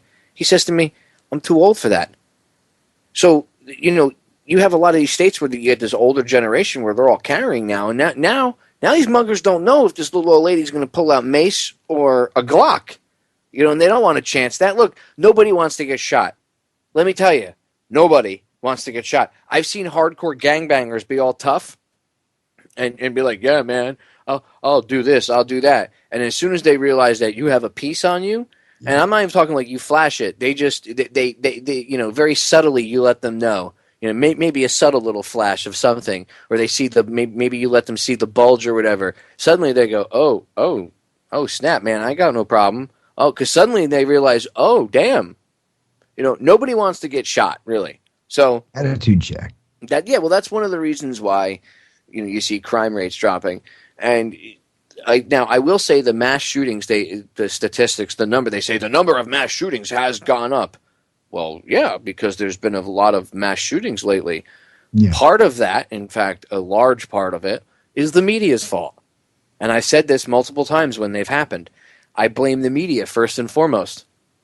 The government too. Even if it's an actual event. Yes, there are these events that are very shady. I've talked about those. But even the real events, it's the media's fault for both. Because the media, if they say they run with the false narrative on one of these controlled events and they keep putting it out there and putting it out there, they knew back in the day. Things have changed because when I was a kid, there were certain things they didn't air on TV because they knew that it would just cause people to do things. They knew how people operated. Just like, and I've said this before, if the FBI or a detective were investigating a serial killer, right? They don't release all the information about the murder on air or to the news. They always leave a couple tidbits out. That way, when they get communication, they know that they're going to get people that are lying and pretending to be what they're not, right? Or even might get somebody that's a copycat. So they want to be able to weed out the real killer from any fake or a copycat. And that's how they do it, right? They hold back a certain amount. But think about that for a second. they're holding back certain information because they know that people will A, either own up to it, or B, commit a copycat crime. So they need to be able to differentiate between the two. So if they already know this with crimes, don't you think that that's part of psychology? You don't think that plays into how the media does things? I'm not saying, I know you do. You know what I mean? Like, I'm talking to the general public out there. I mean, and Tim can attest to this because, again, he worked in the media for a very long time. Tim did professional radio for a very, very long time. He, over the course of time, he witnessed it. He could tell you things, but they know how human psychology is. So I blame the media largely in part because they make it cool. They talk about the shooter for 3 or 4 days and they give them constant media attention. And to a young teenage impressionable mind, and I'm not saying that all of them are legit, but to a young teenage impressionable mind, there are legit ones because you'll have someone that's depressed, maybe they're on these Prozac pills or whatnot, and they're on whatever the hell else, other psychotropic medications, and they want to kill themselves, but they want some sort of notoriety or infamy, and they see these other kids doing this stuff on TV and getting notoriety for it. They're teenagers. Their brains aren't fully developed. So they're not going to have the same rationale that you or I would. Yeah. And they go for it. And people wonder, why did it happen? Because the freaking media makes it sexy. That's why. We don't – it's like we don't care. Like, we understand – this is how you can tell there's an agenda because anybody with half a brain understands that you can't look at this and be like, well, they just probably don't realize that. No. You can't, most of these people that get into the upper levels of management there have some sort of PR degree or at least PR experience, and they understand on a bigger level how the control works, how the media does manipulate the opinion. Radio, music, and TV and movies manipulate opinion. Thoughts, Tim? I mean, you were a former media professional absolutely. Yourself. And I actually read those books for that reason, but not for a heinous, thing on my part. I knew other programmers did that, so when in Rome, so I read, some of the books from Laban and Trotter and Milgram and Ash, and wow, was my world opened. I was like, wow, I didn't realize human beings could be controlled so easily. And, I try to mention that stuff to folks a lot. If you ever want to sit down and read something, we all talk about Edward Bernays and Ivy Lee starting the advertising age and stuff, but there's 4 other people that probably have more to do with controlling humanity, and that's the works of Eddie Laban and Gustav Laban. William Trotter. Let's see, Gustav Laban. You got Stanley Milgram and Solomon Ash. But Solomon Ash, Trotter and Laban were dealing with crowd psychology and the herd mentality and stuff like that, and that's just huge. But Solomon Ash took it a little bit further. I think you and I have talked about this before, Popeye, with that the go along to get along syndrome, where 3/4 of the population will actually, do just that. Go along to get along with the rest of the population. They don't want to seem stupid. They don't want to seem out of the know, so they do what everybody else says. That's how the Nazis gained the power. Yeah, and those type of exactly, and good point, because that's one of the people that Hitler used to study was Gustav Laban. And I'm trying to remember if Trotter was around then or not. But again, the principles and the precepts that these guys laid out were so powerful. Again, they show you exactly how you can control human beings. We're so fallible. I mean, people don't even realize how malleable and fallible we actually are as human beings, and until you read these studies and go, my gosh, is this true? And one of them was actually corroborated. You know about the Stanford prison experiments. That's where they redid the Stanley Milgram experiments, and it was actually worse, the obedience to authority. So it's one of my most popular videos on one of my YouTube channels. I have it up. I have a documentary up that the BBC did about it in a couple places. And one of them on one of my channels, I think it's got like 200,000 or 300,000 hits the last time I checked it. It's like a 30-minute you can find it on federaljack.com. Just go to Federal Jack and go in the search bar and type in the Stanford prison experiment, and you'll see it. They literally built a prison in this little experiment, and I think it was 5 or 6 days, I think 6 days is how long it lasted. And even the guy that was conducting it admitted, like the psychologist, or he was either psychologist or psychiatrist, the one that was the professor that was actually conducting the experiment, he even said that his brain switched and took over the role of being warden, and not being, like an outside figure. He said he should never have played both roles, where he was overseeing it and playing a role in it. And it took a friend of his, like another shrink friend of his. It was his girlfriend. She put her foot down and said, this is over, I'm walking out. If you continue on this anymore. Yeah, his girlfriend said no. Oh, was it his girlfriend? I always knew it was somebody. I thought it was one of his colleagues that said to him, because I know, well, in the documentary, I think he says colleagues. That's probably where I got it from. But a colleague also, but I think okay, well, there you go. A thing going, but yeah, because he said, yeah, I like somebody made him look at it, from outside and go, dude, you're not observing the experiment, you're a part of it. Yeah. And like these people that took part in it, I mean, they were all students together, and yet you had like half of them became prisoners, and they were like being subjected to horrific things, you could say, by the people that were playing the role of guard. And it's amazing how quickly the humans in the same, all, you would assume, okay, they all come from you look at it like an even playing field. They all come from this control group. And yet here you have just given two, you're this, and this is, your label over here. And then you're this, and this is your label over here. And immediately their minds turn themselves into that label. Like they acclimate. It's like, it just goes to show you how the biological computer that we are as humans can be manipulated and twisted. And that's what one of the things they were doing. And there was a couple other things with the experiment, like how do police states start? How do prisons? How do prison guards? Whether it's in a war or in a prison here in the country or wherever, how do they become so sadistic and mean and evil? And when you put them in these positions, it's like, boom. I mean, these are regular students, and they just snapped. I'm glad you brought that up. That is a perfect example of the way that they twist and bend our psychology as humans.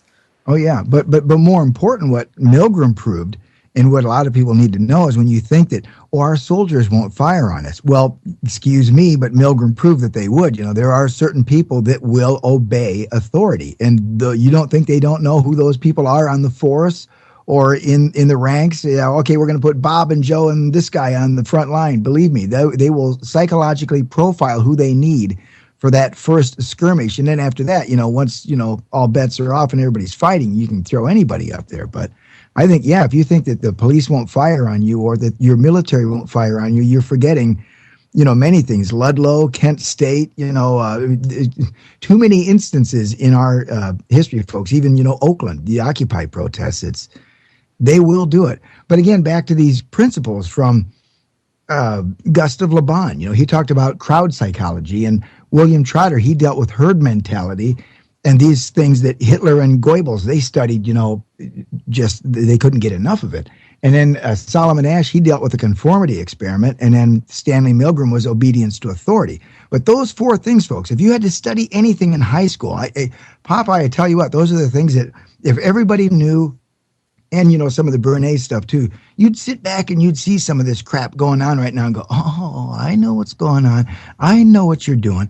Because when you have a background in this and you kind of see it unfolding, the picture just is a little bit different than what the media gives you. So having read all this and when I see stuff now, I totally look at stuff with a different perspective. And some people say, you're a little, I don't know, what's the word? Paranoid? Yeah, paranoid, too skeptical, something like that. I'm like, well, it's only because I've read these other things, and I know that the powers that be have read this too, and that's how they manipulate society. So again, they're teaching kids Bernays and stuff now. They have them actually read propaganda and all that, like the book. Well, the book Propaganda, yeah, sure. Which, by the way, I have a physical copy myself. I think you should all get it. It's so you can understand.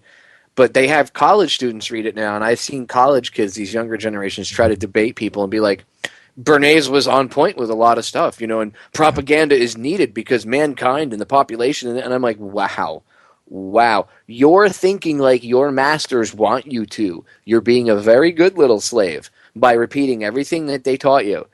Just because you have a college degree doesn't make you smart.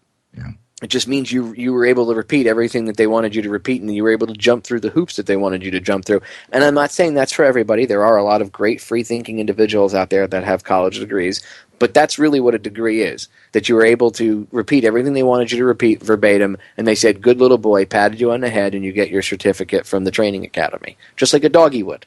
Yep. I'm not kidding. That's why I didn't go to college. I did my own education on my own. I just read. And I still do to this day. I'll be educating myself till the day I die. You're better off doing that, and it's cheaper. You can buy all the books you want, have a really cool library, and it'll cost you 1/100th of what college will cost you, and you won't have, student loans out the wazoo. And I'm not saying that, look, college used to be good, and maybe to a certain extent for certain things, I guess maybe it still might be good if, depending on what your trade is and if you're learning something like graphic design or something like that. But it's mostly been perverted, Tim. It's all been twisted, and you get these professors that have, whacked out ideas. You can call them liberals, you can call them progressives, you can call them whatever they want, but they don't realize that their agenda is actually this new world order agenda that's being pushed, right? Yep. And by those that control the educational system, as in Rockefeller Foundation, Ford Foundation, Carnegie Foundation. 3 of the biggest problems with education. Yeah, exactly. But pay them no mind. Pay them no mind, Tim. But, and again, through college or high school, when do you ever look at the stuff they don't tell us about, like Tesla? We talk about Einstein all the time. Whoever talks about Tesla in high school and stuff, maybe in college do they get around to him? I don't know, maybe a little bit, but there's someone that's hidden from us. But then again, these other names that we just talked about, Gustav Le Bon, William Trotter, Milgram, Solomon Asch, why are those not brought up? It's like, because they don't want you to know about those precepts. They don't want you to know how you're controlled. And these are guys that wrote just a ton of stuff that was really big as far as, how to understand humanity, but yet it's stuff they don't want you to know. I guess that's all I'll say. So if you ever get a chance to read it, folks, get your hands on it and read as much as you can, and because you'll understand exactly how they're controlling you. I know the first time I saw that kind of stuff, Popeye, I was like, holy cow, really? It blew me away. The first focus group I ever sat in on, where you're actually behind the mirror and you're watching people answer questions and stuff, I just realized at that time, and I wasn't in this kind of genre of stuff at the time. Granted, I was following the JFK stuff, and but still at that time, I realized, wow, this is a really dark technology that could be used against people. Having these focus groups, because what you learn by sitting behind the mirror is how people are going to react to a certain question, when they're going to zig, so you're able to zag before they zig. It's just incredible what you can learn. So again, through all of these things that we've talked about, wow, folks, you'd have no idea how malleable we are as a species. And they know that. They all know it. The CIA, everybody at the top, they know it, and they use it against us every single day through the media. They twist people's opinions without people even realizing it, Tim. It's amazing. I have conversations with people, and they'll say to me, they'll say something to me, and it'll be like, I have a family member who I have conversations with about politics, and he'll make a comment to me, and it's literally a talking point from Fox News, and I'll be like, "You've been watching Fox News again." Yeah. And even if he wasn't directly watching it, he might have had it on in the background, and I'm like, "Do you see how your subconscious picked up that talking point?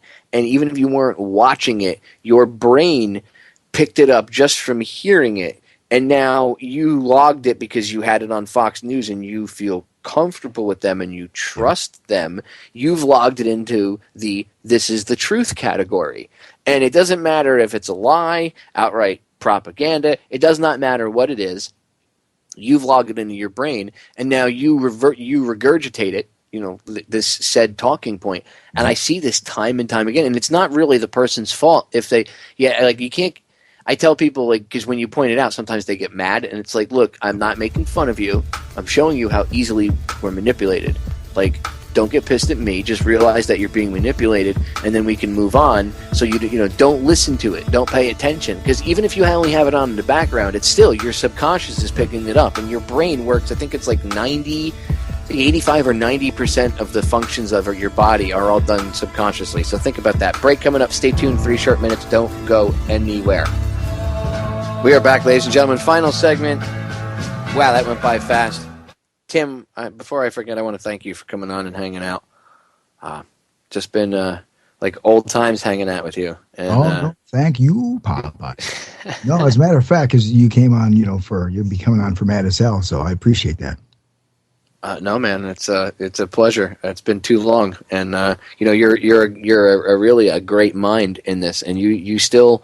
You do what you do. You fight the powers that shouldn't be. You do your analysis of things.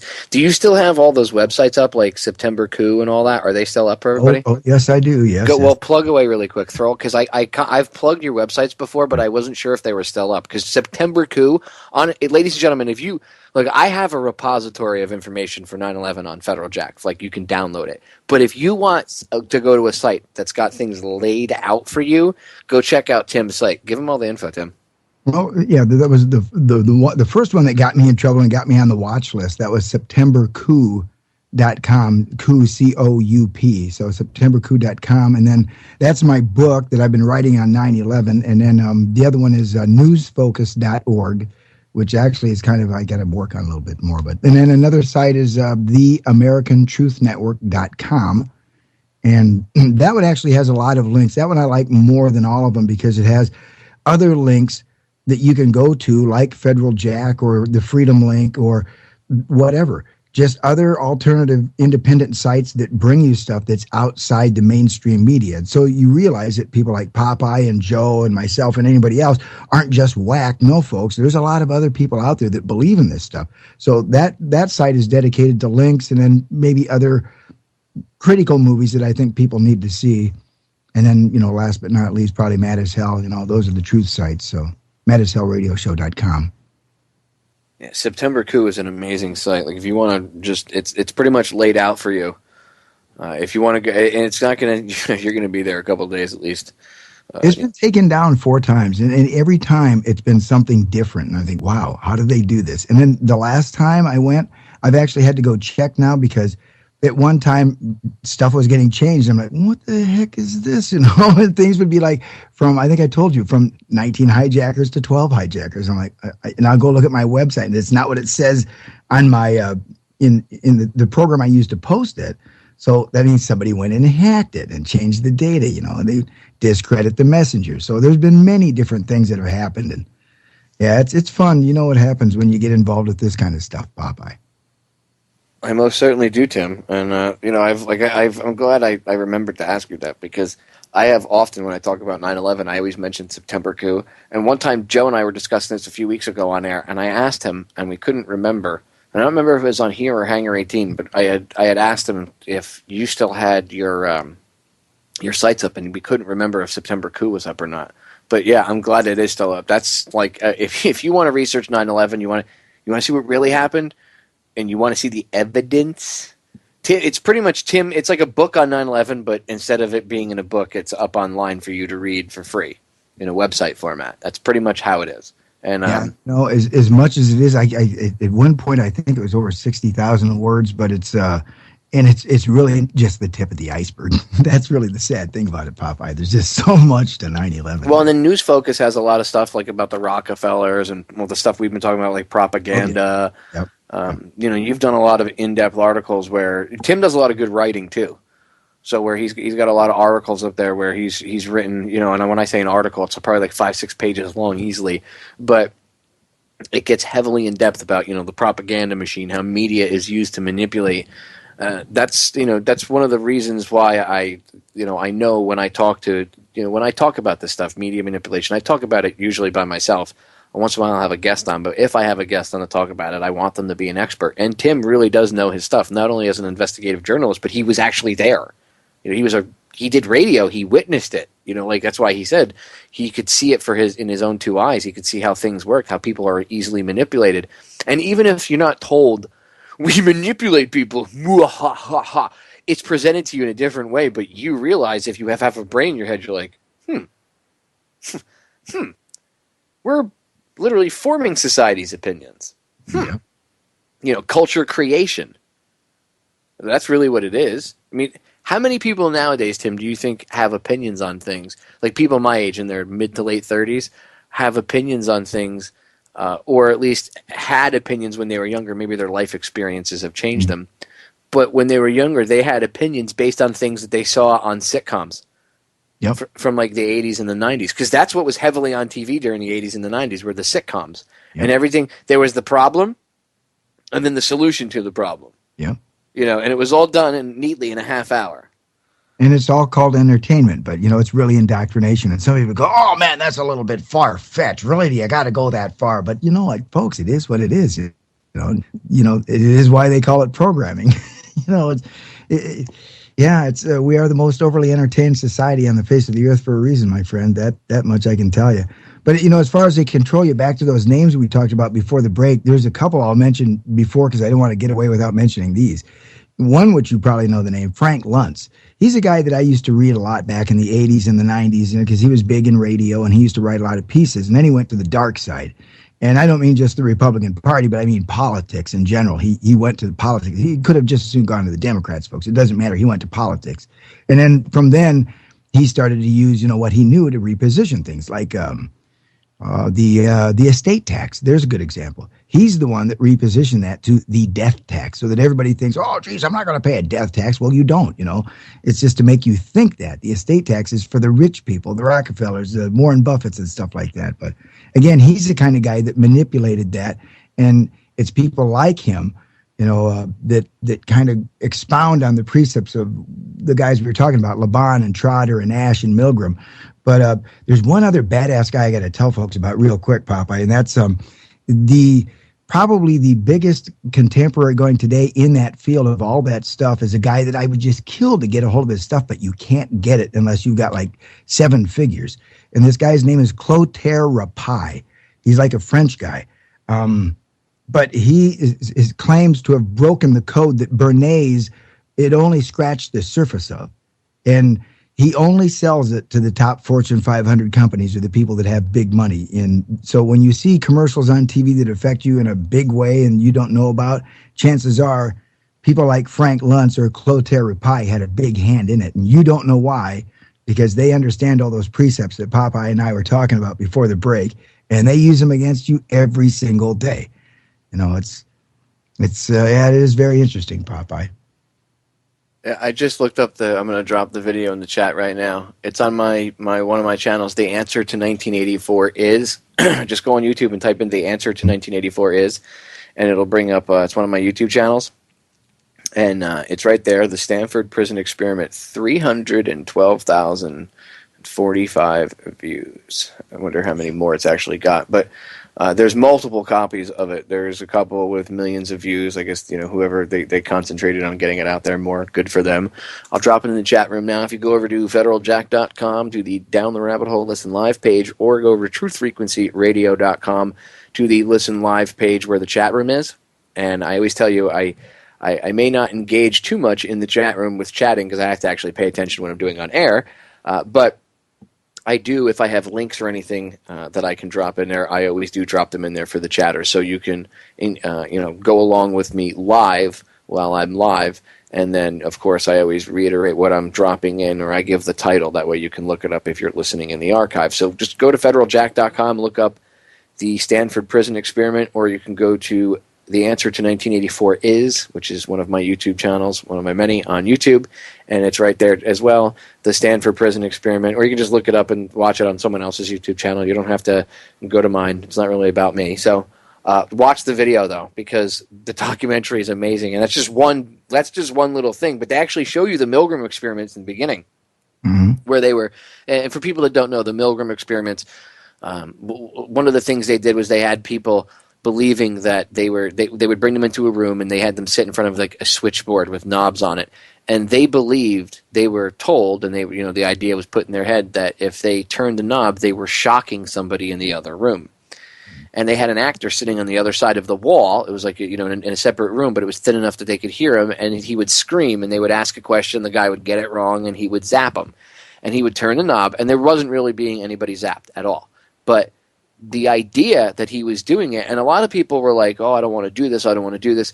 But the one famous case, you see the guy, he gets up and he's fighting it. He says, I really don't want to do this, I really don't want to do this. And then the guy convinces him to sit back down. And he said, pretty much by look, they signed up for it. They have to deal with it, whatever, blah, blah, blah, blah, blah. Justifies it enough in this guy's mind for him to sit back down, and he shocks him again. And then the guy starts going, hey, the other guy in the room, he's not making any more noise. Somebody got to go check on him, and he gets all worried. And it's not that the guy didn't have remorse afterwards. The point is, look what he was willing to do. He got up from the table, walked away, and then came back and sat down again and still went forward with it. So that showed that even with somebody, being against it and not wanting to partake in it, they were able to get him, even though he had stood up and stepped away from it, they were able to get him to sit back down and pull the chair back up to the control panel. That's manipulation of one's mind. Yep. And you know what's interesting is Milgram came after Solomon Asch. Stanley Milgram's work did. I think Stanley Milgram's was in the 60s and Solomon Asch was in the 50s. But the thing that Solomon Asch showed that was they exploited in the Milgram experiments, Solomon Asch, they did this experiment, and I'll just try to summarize real quick. Where if you had 15 people in a room, they would make it like those 15 people were the test subjects, but they weren't. Only one was the test subject. The other 14 were in on it. And so they'd start out with some innocuous questions that everybody would agree on the same thing. And then they'd eventually start out and change where they'd ask a question, a simple question, but the other 14 in the group would all say the wrong answer. And then they'd always have that 15th person would be the last person or second to last or something. And they'd always ask them, what do you think? Is the sky blue or is it pink? It's pink. And they would go along with the other 14 people. Now, that said, that was dangerous because now that and here's the number that they came up with from that study, that 3/4 of the population will do that. They will go along to get along, and that only 1/4 of the population has the guts, the stamina to stand there and say, you know what, the emperor is stark raving naked. He ain't wearing a stitch there. And I would venture to say that's you, Popeye and Joe, and people like you guys, that actually, and people like you folks in the listening audience that are able to stand up and say, you know what, that's not the way it really is. But unfortunately, 3/4 of this population isn't like that. They don't want to seem like they're out of the norm. They don't want to feel like they're stupid or they know less. So they're willing to compromise and go along out of their own ignorance. But you find out when they study and they learn, they'll easily pull themselves out of that. But until they do that, they're just sheep and they're willing to go along. So that's the thing that Solomon Asch showed that is so dangerous, that you got 3/4 of the population just willing to go along because they think everybody else will do it. And then when you get to that Milgram experiment, well, that's where that guy's at. He's like, well, all right, I guess, I got to do it. I'm told to do it. Well, he was one of those 3/4. I'm sure there might have been a few people that, that 1/4 that says, know what, I'm not going to do it. I'm leaving, and that would leave. But that guy that sat down, I guarantee he's one of those 3/4 of the population that'll say the sky is pink if the other 14 say it's pink. And you see that all the time. You see it all the time now. People, well, Obama's not bad. He's one of the best presidents I think we've ever had. And it's like, okay, I could understand that if it was 6 months or a year after the election, even 2 years. I could understand you still living in some delusional fantasy world. We're 6 years on. You don't see any issues whatsoever. You know what I'm saying? You don't see any problems. And when I know that there's a lot more. I know there's cognitive dissonance and all that, but I think a lot of that, part of that actually, I think plays into this. People say cognitive dissonance and everything, but I think a lot of that comes, the base understanding of how that they can tweak us and everything and control us comes from these all these older experiments like Milgram and the rest of them. Yep. And they admit it. That's one of the military and the prison industrial complex, the private prison industrial complex, and even state jails and stuff. They've used that as a case study themselves. Yep. What do you think they're learning from it, Tim? Yeah, exactly what they can do to us. And folks, if you don't think that they're going to shoot at you, trust me, they will. They will profile and find those guys that are part of that 3/4, that will orders. If you're one of those that says the emperor doesn't wear any clothes, trust me, you won't be on the front lines. You'll be part of the second wave or the third wave once, all hell has broke loose. But, some subtle examples of how they use that, Popeye. One that comes to mind right off the bat is, I just hate these. And my apologies to any soldiers or veterans that are out there, but it's the yellow frickin' ribbons. support our troops, which is really nothing more than marketing for support our war. They hide behind the troops, all the while they're cutting pay and veterans benefits and stuff like that. But yeah, those yellow ribbons, that's just another one of those marketing campaigns that they came up with. It's a visual one also, so you see it and realize everybody else has it. And so, wow, okay, that's that 3/4 thing. If they've got it, I guess I'd better be for it too. I just better shut up, like Bill, O'Reilly says, and support the war.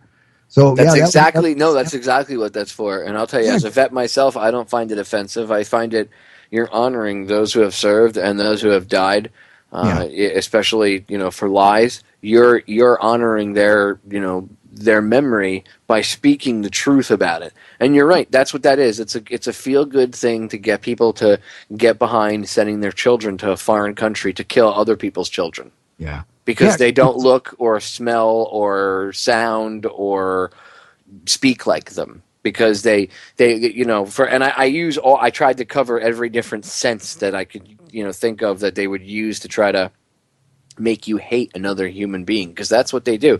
They dehumanize who they, being the powers that shouldn't be, get their upper echelon leaders to send this down the line. Compartmentalization. Each man only knows what he needs to know and nothing more. But they send the training down the line on how to dehumanize your enemy. Haji, back in Vietnam, Chink, slope-eyed, slant-eyed. Same thing for Korea. I forget what the hell they called the Germans. They called them Krauts. They come up with all these different nicknames to call the enemy. And it's like Haji. You would call the enemy combatants Hajis, yet a Haji is actually like a holy term. It's someone going, it's like someone doing the Hajj. It's a pilgrimage. Yeah. And here we've taken an actual word that has a positive meaning to it, and that's what it really is. And we've twisted it into mean something dark and dehumanizing for our military. And that's because it's easier to get people to kill when they're dehumanizing the enemy. They realized this after World War II. I think it was only one or two out of every 10 Marines that, when they were in a firefight, were actually aiming at the enemy and shooting. The majority of them were aiming above them or shooting down in front of them. And the reason they realized this was because these guys were always taught to shoot at round targets, right? The old traditional round targets. Yeah. So they changed the targets after World War II to silhouettes. That's where the silhouette target came from. And then, because when you're in a firefight, at least especially at a distance, most of the time the guy you're shooting, unless it's up close and personal, most of the time a lot of these firefights occur, you're at somewhat of a distance where the person you're shooting at, might not see their face, but you see a human silhouette. And that was the problem, is that in their mind they realized that they weren't shooting at a target, they were shooting at another human, and they wouldn't shoot at it. So now they made the targets silhouette shaped, and it made more people shoot. Now fast forward to where we are today, and you see the targets where they have they call them no hesitation targets, where it's a woman carrying a baby and a .357 in her hand. Yeah. What do you think that's for? That's incredible when you hear about that. When I heard those stories come out, I was like, wow, really? Yeah, incredible. Very sad. But it goes to show you another form of programming, and they have to do that because your natural instinct is to go, that's another human being. Why do I want to kill that other human being? Why am I taking on this karmic debt of taking someone else's life? For what? Are they? I mean, I get it if you're in the if I'm 15 feet from you and you pull out a gun, I don't really care what country I'm in. If I have a weapon, you're getting mowed down, because at that point it's me or you. But you really have to look at a lot of soldiers and airmen and sailors and Marines. They'll ask themselves, while they're out doing the patrols or afterwards or when they come home, why did I go there? Was it worth it? Was it worth it to lose all my friends? Was it worth it to go through what I go through and get sick or get injured or anything? I mean, for what? Yeah. For what? I mean, you don't end up really. There's nothing any of it. What did we gain from the Iraq War? Not a damn thing. I remember the lies that they said, well, it'll be paid for by the oil. Oh, we didn't get a drop. Yeah. The Chinese got all of it. So and they'll be able to support, rebuilding their own infrastructure. Oh, it'll be just a piece of cake. Yeah. Yeah. Well, we blew the infrastructure to hell. Oh, yeah. On purpose. But back to your earlier point when we were talking about cops and stuff like this, and conditioning and programming and stuff like that. Here's another thing I'll throw out real quick. Good people and bad people, and the conditioning that even cops have that TV puts upon us, as to who's a good person and who's a bad person in life. And real quick, I'll just say, is in a cop's eyes, and you're looking at that guy that just stole something from a store because he's trying to get by and to survive, or that guy that drives a Beamer and he wears, a 3-piece suit and he gets up every morning and he's made of billions of dollars and he thinks of how he can screw the world over and get billions more. Who is the good and the bad guy in society? And that's kind of a perception problem, I think, with cops. They've been educated by the media, growing up for me, from Mayberry RFD to Adam and 12, and then suddenly to cops, and then 24, huge difference there, and then what they do with people and how they paint people. Right. It's just, yeah. That's a great comparison, Mayberry to 24. Oh, yeah. Like, seriously, we went from Barney Fife to Jack Bauer. Yeah, that's something. That's a great comparison, Tim. Seriously. And a lot of people, we need it because the bad guys. No, you see, you're justifying the existence of a police state using the very propaganda that is fed to you. Yeah. Like, first of all, again, you have a better chance of being killed by the cops here in the United States than by a terrorist. Okay, so where should the war really be faced on if we're going to have a war on anything? 29 times more likely. 29 times more likely. That's stunning. What about heart disease? Yeah. More people die from heart disease. Where's all the money? What about cancer? Oh, well, Popeye, it's an incurable disease. Bullshit. I'm sorry. I had something in my throat. Come on. Cannabis oil. How about all the other different things that people are doing outside of this country? Oh, that's right. The FDA. Oh, that's right. Another criminal organization. Yep. because there's no conflict of interest there between them and Big Pharma. None. Stop it, Tim. You're being a conspiracy theorist, Tim. Yeah. I know. You effing conspiracy theorist, crazy people. There's no such thing as conspiracy at all, ever. Yeah, we know that. Go down that road real quick. It's this conspiracy. The DOJ, they prosecute it every single day, folks, 24/7, 365. But yet the minute you point the finger of blame at the government, oh, conspiracy, and conspiracy's crazy, don't believe conspiracy, but they prosecute it. They'll go on these propaganda networks and they talk about conspiracy, and they always do this. They're like conspiracy, and then they equate it with UFOs and Bigfoot. And I'm not saying that stuff isn't valid, but that's not conspiracy. Bigfoot is, cryptids. UFOs is obviously UFOs, aliens, space, unidentified flying objects. Totally different. There's conspiracies that the governments could be hiding. Okay, fine. That could be true. There could be a conspiracy under that category. But the pejorative of the use of the word conspiracy and conspiracy theory came about in the 60s after the Kennedy assassination, when people like Mae Brussel and all these other, Mark Lane, Penn Jones Jr., all these other people started looking into it, right? The original quote-unquote conspiracy theorists. Yep. And they were, because the original theory was it was Oswald. If it was Oswald and the Pillsbury Doughboy, it would be by definition a conspiracy. So it didn't matter who was involved. The mafia, the Russians, like I said, the Pillsbury Doughboy. It didn't freaking matter. The government always shot it down because if you looked into it from any angle as a conspiracy, eventually you would realize it was a conspiracy because it was actually that big.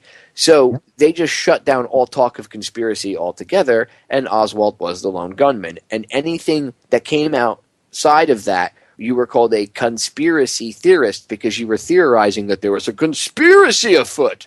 Yeah. Okay? And there's actually evidence that, and I've been talking about this for years.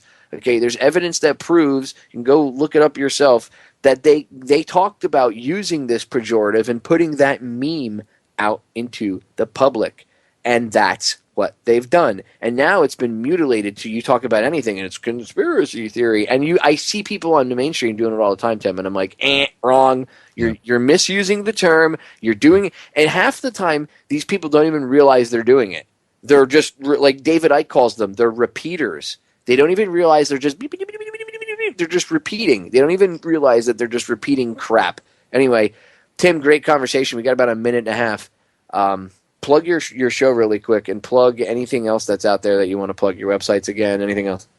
Oh, just MattisHillRadioshow.com and upcoming guests, Joesph, and Popeye. So I appreciate that, guys. I'm looking forward to it. Going to have a good time. And thanks very much for having me on. I always enjoy having the conversation, Popeye, because it has to happen, and just got to let people know that talk is everything, because the mainstream media is not going to do it for us, folks. If you wait for them to get the word out, well, wish in one hand and the rest of that. So talk.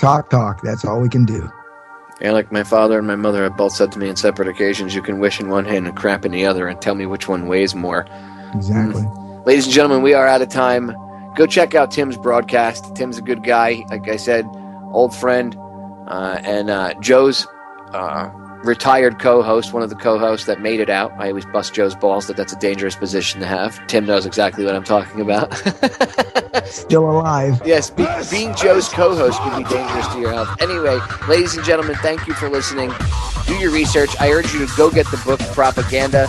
Get a physical copy. I believe I have an ebook copy in the downloadable archive section. I can't remember if I do, but I think there's a copy in there. But go get a physical copy. You should always have a physical copy as a backup. Anyway, as I tell you all, the solutions to our problems are an inside job. I love you all. I will see you all again live tomorrow night. We are out of here.